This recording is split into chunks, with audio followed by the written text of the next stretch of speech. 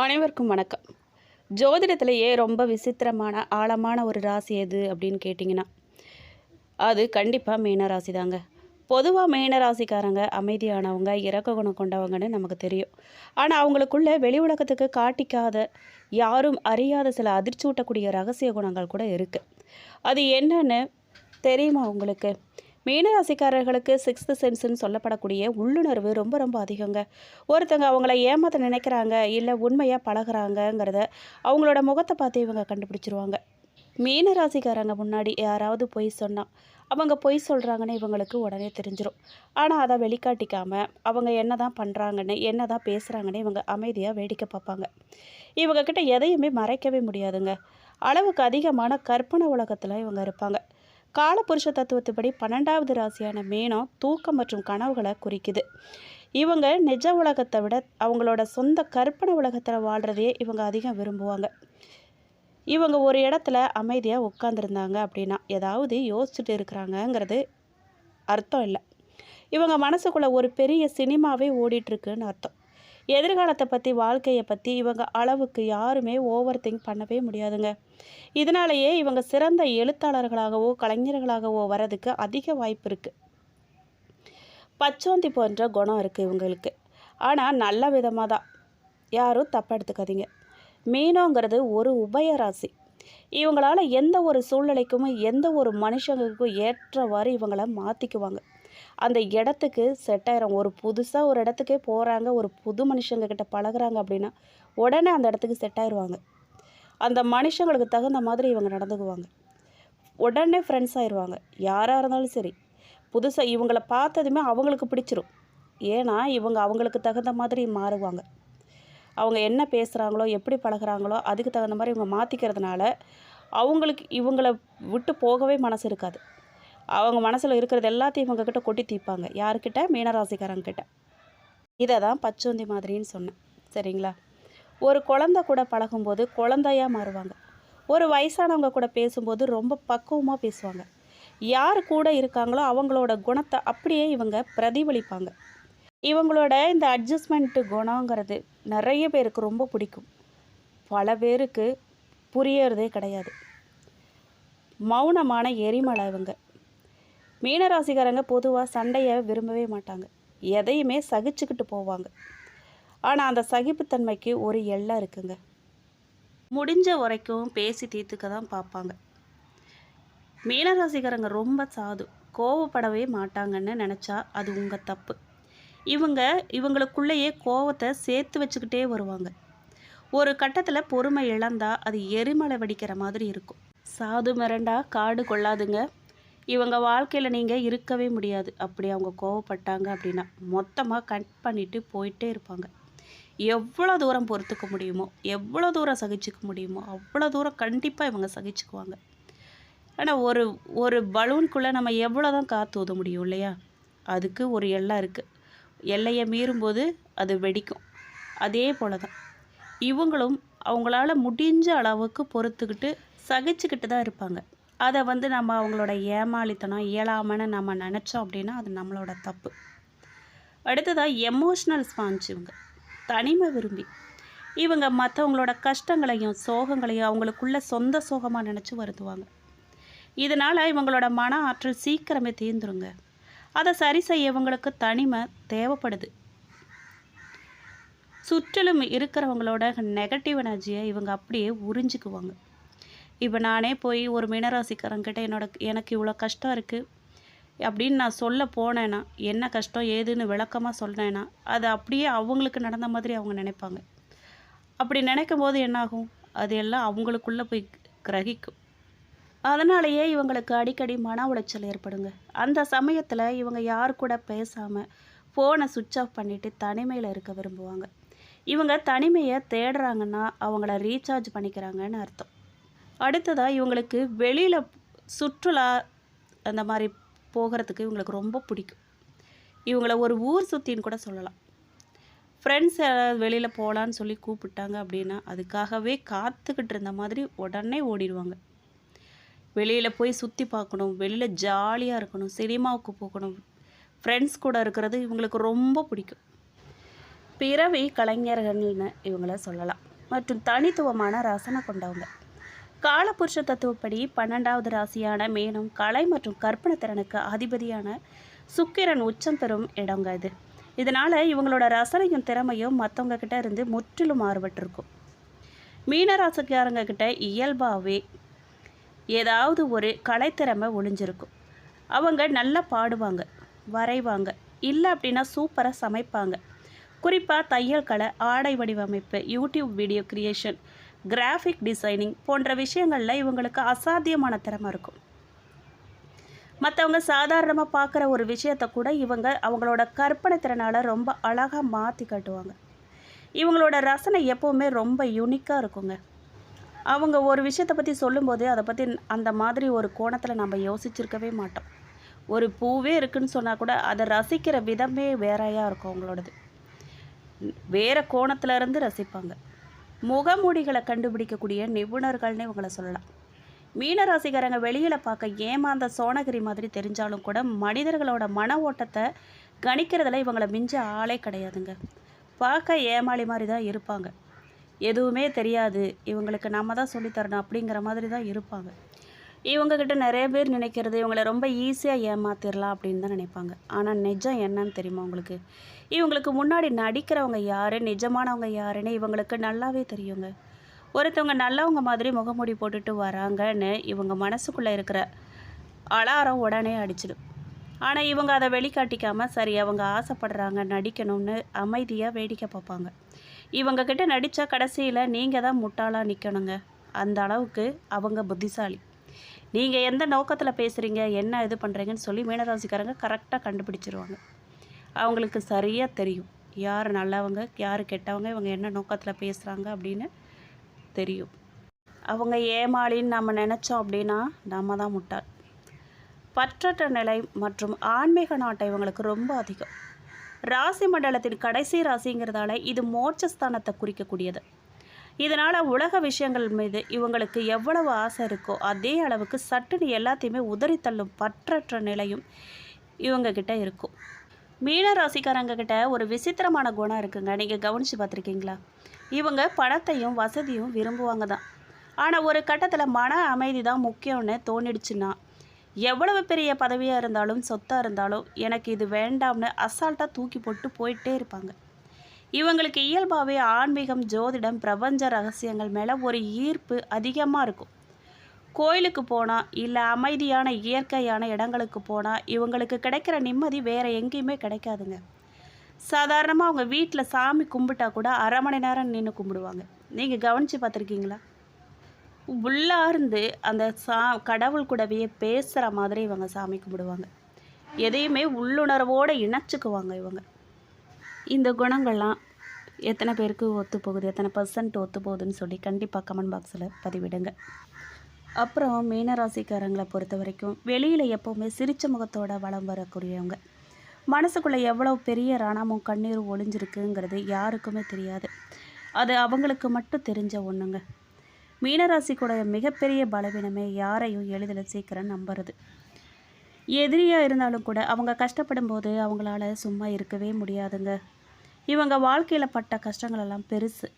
இவங்க உசுராக நினச்சவங்க பண்ணின துரோகம், காதலாக இருக்கட்டும், நட்பாக இருக்கட்டும், இல்லை சொந்தக்காரங்களாக இருக்கட்டும், இவங்க யாரை ரொம்ப நம்புகிறாங்களோ அவங்கக்கிட்ட இருந்தே இவங்களுக்கு பெரிய ஏமாற்றம் கிடச்சிருக்குங்க. நமக்கு ஏன் இப்படி நடக்குதுன்னு பல இரவுகள் அழுது தீர்த்துருப்பாங்க இவங்க. வருமான பிரச்சனை நிறைய இருந்திருக்கும்.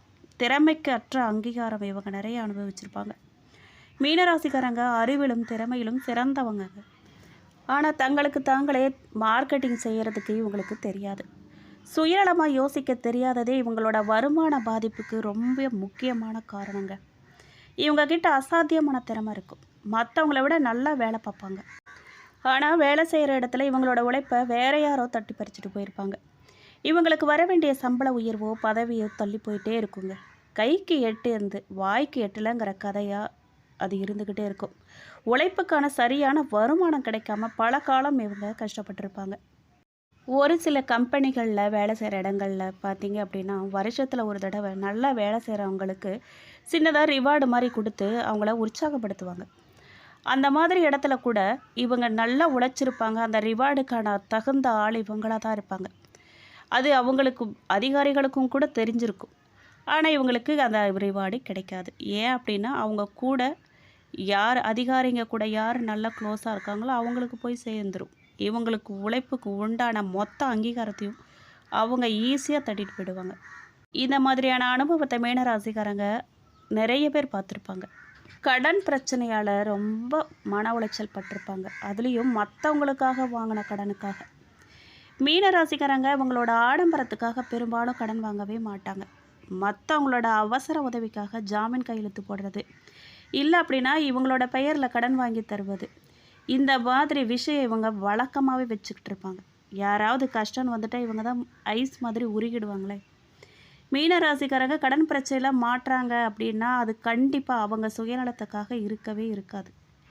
ஜஸ்ட் ஒரு 40% தான் அவங்களோட கடன் இருக்கும். மிச்சம் 60% மற்றவங்களுக்காக வாங்கினதாக தான் இருக்கும். கூட இருக்கிறவங்க கஷ்டப்படுறாங்களே, நம்ம சொந்தக்காரங்க கஷ்டப்படுறாங்களே அப்படின்னு இறக்கப்பட்டு இவங்க பேருக்கு கடன் வாங்கி அவங்களுக்கு கொடுத்துருப்பாங்க. ஆனால் கடைசியில் வாங்கினவங்க எஸ்கேப் ஆகி இவங்க மட்டும் வட்டி கட்ட முடியாமல் அவமானத்தையும் கெட்ட பேரையும் மேலும் மேலும் கடனையும் சுமந்துக்கிட்டே இருப்பாங்க. நிம்மதி இல்லாமல் தவிச்சுக்கிட்டு இருப்பாங்க. கொடுத்த காசும் வராது, வாங்கின கடனும் தீராது. இந்த மாதிரியான மன உளைச்சலை இவங்க நிறைய சந்திச்சுக்கிட்டே இருப்பாங்க. அந்த நிலவில் நிறைய பேர் இப்போவும் இருந்துக்கிட்டு இருப்பாங்க. இதனால் என்ன ஆகும்னு பார்த்தீங்கன்னா அவங்களோட பர்சனல் லைஃப், அவங்க குடும்ப வாழ்க்கை நிறைய பாதிக்கப்படும். குழந்தைகள் மனைவி கிட்ட கூட அன்பாக பேச முடியாத நிலை, நல்ல சிரித்து ஜாலியாக இருக்க முடியாத நிலை, நல்லதாக சாப்பிட முடியாத நிலை, நல்ல தூக்கம் வராமல் நிலை, என்ன செஞ்சுக்கலாம் ஏது செஞ்சுக்கலாம் செத்துடலாமா என்ன பண்ணலான்னு ஒரே மனக்குழப்பத்துலேயும் அழுத்தத்துலேயும் மன வேதனையிலையுமே இவங்க இருந்துகிட்ருப்பாங்க.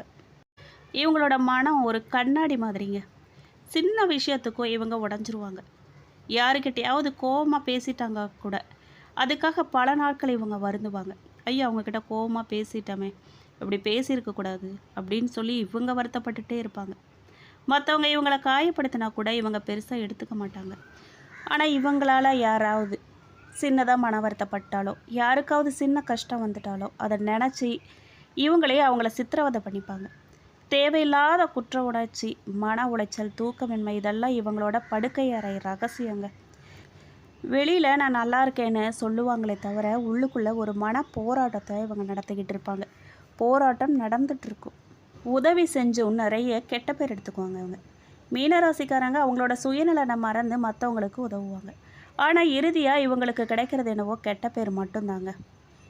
இவங்க வாழ்க்கையில் மறக்க முடியாத கஷ்டம்னு தெரியுமா? தான் வாயை கட்டி வயிற்ற கட்டி மற்றவங்களுக்கு உதவி செஞ்சுருப்பாங்க.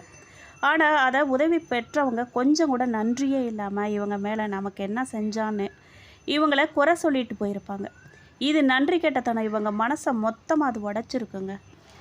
கவலைப்படாதீங்க மீனராசிக்காரர்களே. உங்ககிட்ட இருக்கக்கூடிய ஒரு நல்ல குணம் என்னன்னு தெரியுமா உங்களுக்கு? ஆழ்கடலில் எவ்வளவு பெரிய புயல் வந்தாலும் கூட கடல் எப்படி அமைதியாக இருக்குமோ அது மாதிரி எவ்வளவு கஷ்டங்களையும் கடன்களையும் தாங்கிட்டு மறுபடியும் ஒரு ஃபீனிங்ஸ் பறவை மாதிரி தான் நீங்கள் எந்திரிச்சு வருவீங்க. உங்களுடைய கடன் பிரச்சனைகள், மன உளைச்சல்கள் மற்றும் ஏமாற்றங்கள்லேருந்து விடுபட்டு வாழ்க்கையில் பெரிய பொருளாதார வளர்ச்சியை நீங்கள் பெற வணங்க வேண்டிய தெய்வம், நீங்கள் போக வேண்டிய ஸ்தலம், செய்ய வேண்டிய பரிகாரம் என்ன அப்படின்னு கேட்டிங்கன்னா, நீங்கள் வணங்க வேண்டிய தெய்வம் மீனராசிங்கிறது நவகிரகங்களில் குரு பகவானின் ஆதிக்கத்திற்கும் உட்பட்ட ராசிங்க அது. அதனால் நீங்கள் குருவின் அருளை பெற தட்சிணாமூர்த்தி, அதாவது சிவன், வியாழக்கிழமைகளில் தட்சிணாமூர்த்திக்கு மஞ்சள் நிற மலர்கள் சாத்தி நெய் தீபம் ஏற்றி வழிபடுவது உங்களோட மனக்குழப்பங்களை நீக்கி தெளிவான பாதையை உங்களுக்கு காட்டுங்க. அடுத்ததான் மகாவிஷ்ணு பெருமாள். மீனராசியோட சின்னம் இரட்டை மீன்கள். மகாவிஷ்ணுவின் முதல் அவதாரமே மச்ச அவதாரம் தான், அதாவது மீன் அவதாரம். அதனால் நீங்கள் பெருமாளை மனமுருகி வழிபடணும். குறிப்பாக ஸ்ரீராம ஜெயம் எழுதுறது இவங்களோட கடன் சுமைகளை குறைக்குங்க. நீங்கள் வாழ்க்கையில் ஒரு முறையாவது போக வேண்டிய, தரிசிக்க வேண்டிய முக்கிய ஸ்தலங்கள் என்ன அப்படின்னு கேட்டிங்கன்னா, ஆலங்குடி ஆபத் சகையீஸ்வரர் கோயிலுங்க. இது கும்பகோணம் பக்கத்தில் இருக்குது. குரு பகவானோட முதன்மை பரிகார தலம்னு சொல்லலாம். இங்கே போயிட்டு நீங்கள் வணங்கி வர்றதால வருமான தடைகள்லாம் நீங்கும். இழந்த செல்வங்கள் மற்றும் அங்கீகாரம் மீண்டும் கிடைக்குங்க. அடுத்ததாக திருச்செந்தூர் சுப்பிரமணிய கோவில் குரு ஸ்தலங்க. முன்னொரு காலத்தில் பிரகஸ்பதி இங்கு முருகனை வழிபட்டாராம். எதிரிகள் மற்றும் துரோகிகளால் ஏற்படும் தொல்லைகள்லாம் முற்றிலும் உங்களுக்கு நீங்குங்க. மன அமைதி கிடைக்கும் நீங்கள் இந்த ஸ்தலத்துக்கு போகிறதால. அடுத்ததாக ஸ்ரீரங்கம் ரங்கநாதர் சுவாமி கோயில் திருச்சியில் இருக்குது. மகாவிஷ்ணுவின் முதன்மை தலங்க இது. கடன் பிரச்சனைகள்லாம் தீரவும், தொழில் மற்றும் வியாபாரத்தில் பெரிய லாபம் பெறவும் நீங்கள் இந்த கோயிலுக்கு போகலாம். தினசரி மற்றும் வாராந்திர வாழ்க்கையில் மீனராசிக்காரங்க செய்ய வேண்டிய எளிய பரிகாரம், ஆனால் சக்தி வாய்ந்த பரிகாரம் என்ன அப்படின்னு கேட்டிங்கன்னா, நீர்வழி பரிகாரம். மீன்களுக்கு நீங்கள் உணவிடுறது. குளங்கள், ஆறுகள் அல்லது கோயில்களில் உள்ள மீன்களுக்கு பொறி இல்லை அப்படின்னா கோதுமை மாவு உருண்டைகளை உணவாக நீங்கள் வழங்கலாம். இது உங்களுடைய கர்ம வினைகளையும் தீரா கடன் சுமைகளையும் படிப்படியாக குறைக்குங்க. மிகப்பெரிய பரிகாரம் அது. மஞ்சள் நிற பயன்பாடு. வியாழக்கிழமைகளில் ஏழை எளியவர்களுக்கு இல்லை அப்படின்னா மாணவர்களுக்கு மஞ்சள் நிற பொருட்கள், அது என்ன பொருளாக வேணால் இருக்கலாம். ஆடைகளாக இருக்கலாம், வாழைப்பழங்கள், கொண்டைக்கடலை, சுண்டல், இல்லது அப்படின்னா பேனா, புத்தகங்கள்லாம் தானமாக நீங்கள் வழங்கலாம். வியாழக்கிழமை விரதம் இருக்கலாம். வியாழக்கிழமை மாலை நேரத்தில் வீட்டில் இருக்கும் நெய் விளக்கில் ஒரு சிட்டிகை மஞ்சத்தூள் கலந்து தீபமேற்றி நீங்கள் வழிபாடு பண்ணும்போது சிறந்த பலனை உங்களுக்கு கொடுக்கும். மீனராசிக்காரர்களுக்கு எவ்வளோ பெரிய கஷ்டம், கடன் சுமை இருந்தாலும் கூட வியாழக்கிழமைகளில் குரு வழிபாடும் பெருமாள் வழிபாடும் உங்களை அந்த கஷ்டத்துலேருந்து நிச்சயம் மீட்டெடுக்குங்க. முடிஞ்சால் பக்கத்தில் இருக்கிற கோயிலுக்கு, குளத்தில் இருக்கிற மீன்களுக்கு கொஞ்சமாவது பொறி வாங்கி போடுங்க. அது உங்களோட பல கர்ம வினைகளை தீர்க்கும். உங்களுக்கு அதிர்ஷ்டமான நேரம், எண்கள் என்ன அப்படின்னு கேட்டிங்கன்னா, மீனராசிக்கு அதிபதியான குரு பகவான் விளங்குவதால் உங்களுக்கு ஆன்மீக மற்றும் மங்களகரமான நேரங்களே பெரும் அதிர்ஷ்டத்தை தரும். உங்களுக்கு முதல் நேரம் அப்படின்னு பார்த்தீங்கன்னா மஞ்சள். காரணம், மஞ்சள் குரு பகவானுக்குரிய நேரம்.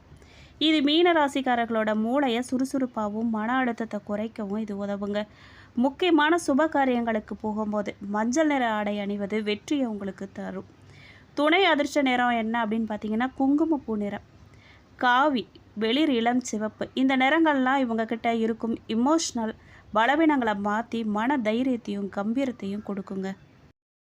நீங்கள் தவிர்க்க வேண்டிய நேரம் அப்படின்னு கேட்டிங்கன்னா அடர் கருப்பு மற்றும் கரும் நீலம். மீனராசிக்காரங்க இயற்கையிலேயே அதிகமாக யோசிக்கக்கூடியவங்க. கருப்பு மற்றும் கருநில நிற ஆடைகளை அடிக்கடி நீங்கள் பயன்படுத்தும் போது அது உங்களுக்குள்ள தேவையில்லாத சோம்பேறித்தனத்தையும் எதிர்மறை எண்ணங்களையும் மன அழுத்தத்தையும் அதிகமாக்கும். அதனால் இந்த நிறத்தை நீங்கள் முடிஞ்ச வரைக்கும் தவிர்க்கிறது ரொம்ப நல்லது. உங்களுடைய அதிர்ஷ்டமான எண்கள் என்ன அப்படின்னு கேட்டிங்கன்னா, நவகிரக கணக்கீட்டின்படி மீனராசிக்கு அதிர்ஷ்டத்தை தரக்கூடிய எண்கள், முக்கியமான அதிர்ஷ்ட எண் அப்படின்னு பார்த்தீங்கன்னா 3. 3ங்கிறது குருவின் ஆதிக்கத்தை குறிக்கக்கூடிய எண். உங்களுடைய வாழ்க்கையில் நடக்கக்கூடிய முக்கிய நல்ல விஷயங்கள்லாம் இந்த தேதிகளில் நீங்கள் அமைஞ்சுது அப்படின்னா ரொம்ப சிறந்தது. பிற கூட்டு அதிர்ஷ்ட எண்கள் அப்படின்னா 1, 4, 9. நீங்கள் எந்த ஒரு மாதத்துலேயுமே 3, 12, 21, 30 ஆகிய தேதிகளில், அதே போல் 1, 9, 10, 18, 19, 27, 28 ஆகிய தேதிகளில் உங்களுக்கு மிக சிறந்த பலன்கள் கொடுக்கும். நீங்கள் எந்த ஒரு நல்ல விஷயத்தையும் இந்த தேதிகளில் செய்யும்போது, புதிய தொழில் தொடங்குறது, வண்டி வாகனம் வாங்கிறது அப்படின்னு பல முக்கிய ஒப்பந்தங்களில் கையெழுத்து போடுறது, இந்த மாதிரி விஷயமெல்லாம் நீங்கள் இந்த மாதிரி தேதிகளில் செய்யலாம். இந்த ஆனி மாதத்தில் மீனராசிக்கு கிரகங்கள் மிகப்பெரிய விசித்திரமான ஆட்டத்தை ஆடப்போகுது. ஒரு புறம் உங்கள் ராசிநாதன் குரு பகவான் கடகராசியில் பஞ்சமஸ்தானத்தில் உச்சம் பெற்று உங்களுக்கு கோடீஸ்வர யோகத்தையும் அதிர்ஷ்டத்தையும் அள்ளித்தர காத்துட்ருக்கு. மறுபுறம் ஜென்ம ராசியிலேயே அமர்ந்திருக்கக்கூடிய சனி பகவான் 7ரை சனியின் 2ஆம் கட்டமாக ஆனி 31, அதாவது ஜூலை 15, 2026 வக்கரமடைய போகிறாரு. இப்படி ஒரு அதிரடியான கிரக சூழ்நிலைகள்லாம் உங்கள் தொழில், வியாபாரம், குடும்பம், முதலீடு எப்படி இருக்கும் அப்படின்னு கேட்டிங்கன்னா, இந்த மாதம் உங்கள் வாழ்க்கையில் ஒரு மிகப்பெரிய திருப்பு முனையை வரப்போகுதுங்க. ஏன்னா உங்கள் ராசிநாதன் குரு பகவான் 5ஆம் இடத்துல உச்சம் பெற்று உங்களை ராஜா மாதிரி உட்கார வைக்க போகிறாரு. தொழில் வியாபாரத்துக்கு எப்படி இருக்கும் அப்படின்னு கேட்டிங்கன்னா, 5ஆம் இடத்துல இருக்க உச்ச குருவின் பார்வை நேரடியாக உங்கள் ஜென்ம ராசி மீது விளைவுவதால் கடந்த சில மாதங்களாக தொழிலில் இருந்த முட்டுக்கட்டைகள், முடக்கங்கள் அனைத்துமே முற்றிலும் நீங்க போகுது.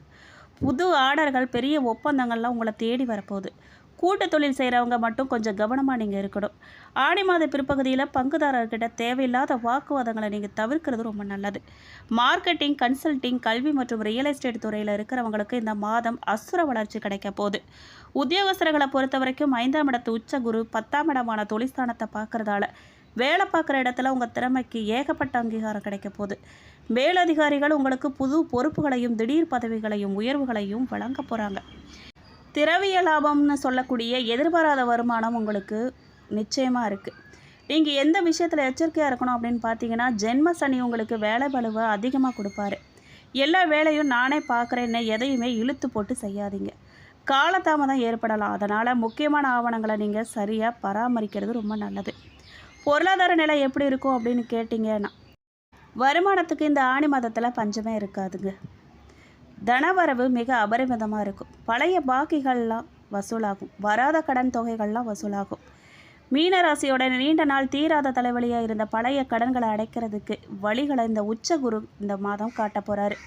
கொஞ்சம் கொஞ்சமாக கடன்கள்லாம் பைசூலாக போகுது. 6ஆம் இடத்துல கேது பகவான் அமர்ந்திருக்கிறதால தேவையில்லாத மருத்துவ செலவுகளோ இல்லை அப்படின்னா வீண் விரயங்களோ வர வாய்ப்பு இருக்குது.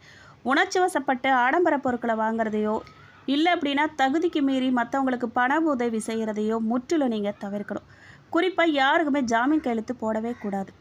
புது முதலீடு செய்யலாமா அப்படின்னு கேட்டிங்கன்னா, ஷேர் மார்க்கெட், கிரிப்டோ போன்ற ரிஸ்க்கான விஷயங்களில் பெரிய தொகையை நீங்கள் முதலீடு செய்கிறத தவிர்க்கணும்.